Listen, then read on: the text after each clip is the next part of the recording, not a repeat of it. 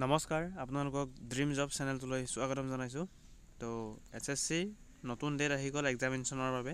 তো নতুন ডেট কি আহিছে আমি চাম। তো নটিচখন আহিছিলে 2 জানুৱাৰীত। তো ইয়াতে ক্লিক কৰিব আৰু PDFটো ডাউনলোড কৰিব।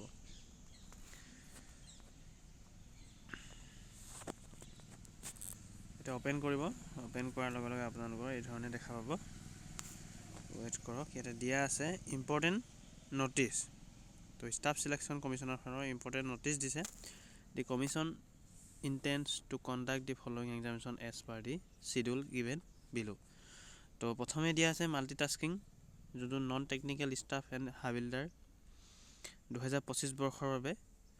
সেইটো যোনসকল কেণ্ডিডেটে MTS বা মাল্টিটাস্কিঙৰ ষ্টাফৰ এক্সাম দিম বুলি হৈছে হাবিলদাৰৰ, তো তেওঁলোকৰ এক্সাম হ'ব 4 ফেব্ৰুৱাৰীৰ পৰা।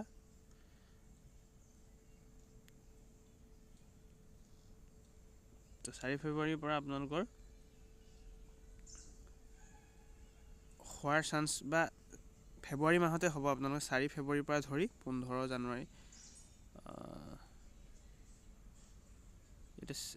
কমেণ্ডমেণ্টছ অফ চেল্ফ স্লটিং, এইটো 15 জানুৱাৰীৰ পৰা দেখুওৱা হ'ব বুলি কৈছে। আৰু 4 ফেব্ৰুৱাৰীৰ পৰা আপোনালোকৰ এক্সামটো অনুষ্ঠিত কৰা হ'ব।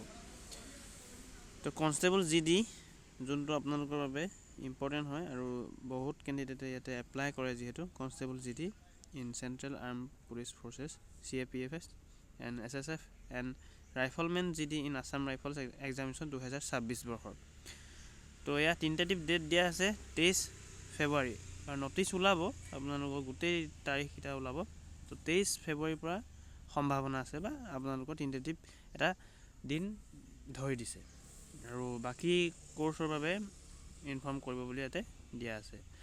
ইয়াতে 2 নম্বৰ দিয়া আছে candidates are advised to visit the website of the commission at regular intervals for further updates. তো কিছু অন্য আপডেটৰ বাবে আপোনালোকে লগ ইন কৰিও চাব পাৰিব। তো পঢ়া ষ্টাৰ্ট কৰি দিয়ক, বেছি দিন নাই, যিহেতু 1 মাহ আপোনালোকৰ হাতত আছে। 1 মাহ নহয়, 1 মাহতকৈ অলপ বেছি আছে।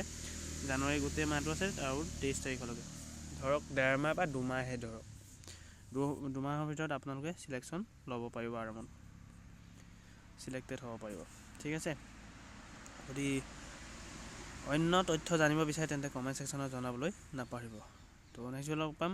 এক্সামৰ বাবে ভালদৰে পঢ়ক, নিশ্চয়কৈ সফলতা পাব আপোনালোকে। ধন্যবাদ।